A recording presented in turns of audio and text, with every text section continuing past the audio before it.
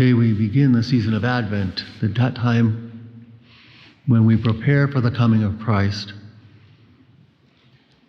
And we have to note, in order to understand our gospel readings today, all of our readings, that there are at least three comings of our Lord. The first one, of course, was a little over 2,000 years ago. And in fact, the season of Advent commemorates the 4,000 years from the time of Adam to the time of Christ, the coming of Christ, which we celebrate, of course. That is the coming of Christ, that coming of Christ at Christmas. So we prepare for that. Now, we also speak of at least two other comings. The one in the future, which of course is what our first reading alludes to. It actually, in the first reading, Jeremiah is preparing the people. Well, he's telling them there's going to be peace and security. And Jerusalem is going to be just. It will be secure and safe. Of course, it was told them just before the exile to Babylon, when Jerusalem was destroyed, ransacked, taken over. And then again, that would occur again after their return from the exile. And then they were placed under various kingdoms and ransacked and exalted, etc., all the way to the Romans. And then finally our Lord's coming at Christmas. But anyways, it alludes also to the final coming on the last day, and that's the last coming of our Lord. Right? And that's what the gospel is preparing us for. This is actually taken. Here our Lord is predicting actually what is going to come and how we're going to recognize when he is coming. But he also gives an idea of how he's going to come. At Christmas, he came in the hiddenness in Bethlehem, born in Bethlehem, hidden in all humility, right, in the silence. Here, on the last day, he's going to come in all his glory, right? And he gives some indications of what's going to happen. He speaks of the powers of heaven will be shaken, right? The roaring of the sea, the waves, etc. All earth is going to be in dismay. We are guaranteed this will come. And only two real certainties in our life. Well, they say taxes and death. Death is certain. We're all guaranteed we are going to experience death.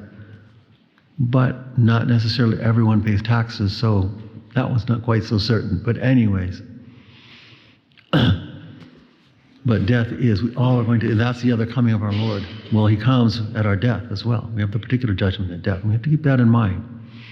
And the last judgment on the last day. But we don't know when either of those will come. You see, we don't know when either of those will come. But we are guaranteed they will. And of course, when our death comes, our eternity is fixed. We will not be able to change it. All right? So the whole point of our Lord here is that we must be prepared always for his coming. And he purposely does not tell us when that will be. He gives us some signs, but he does not tell us when, because he wants us to be always prepared. Now there's another coming as well. Our Lord comes with the present as well. All right, we read in the scriptures, I come and knock at your door. He's waiting to come in right into our hearts right now, presently. But he waits for us to open to him. There's an image of our Lord knocking on the door.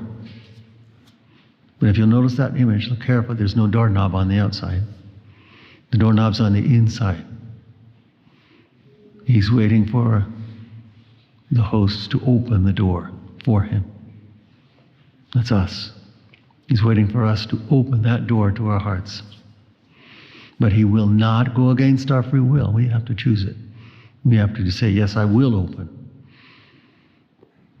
That is how we prepare. Now you might ask, well, how do we do that? How do we prepare for his coming? Even now, present, but in the future as well. How do we prepare? And the answer is actually rather simple. We speak of it over and over again, but it's so important that we have to. Penance and fasting. All right? That is, we turn away from sin and evil. And we seek to please God. All right? To serve him now, in this life, right now, in the present. Everything we do, everything we think, all to please him. One little example of what it is to prepare. Well, you've probably heard of Carlo Acutis, who is soon to be canonized. Next May 25th, I believe it is. He will be canonized. Right? He died only just recently, it's 2006, and he's now ready to be canonized. But on one occasion, he was in his early years of school. Now by this time, he'd already become very devout in his faith. All right, very close to Jesus. And on one occasion, well, he would easily get bullied in school, apparently. And so his nanny, he was cared for by nannies because both parents were working. And his nanny was a Polish nanny at this point. It turns out he started with Irish nannies and then went to Polish. But anyways, this one was Polish. And she noticed how he was getting bullied. She said, you should stand up to them. You should show that you're not going to put up with it, And he said, no, I couldn't do that. Jesus wouldn't be pleased with me if I lose my temper. That's how close he was to Jesus already. And that he was very, very close all of his life, from his very early years. Became very quickly a daily communicant as soon as he received his first communion. Prayed the rosary every day. And he would guide others to do the same and catechize others as well. All right? And was friendly with everyone. That's how he prepared. And he was also very self-controlled as well. In fact, he would come and say, I never wasted a moment of time so that I could be prepared for Jesus. And he died at the age of 15 of leukemia. That's how close he was to, and how prepared he was. Very much so.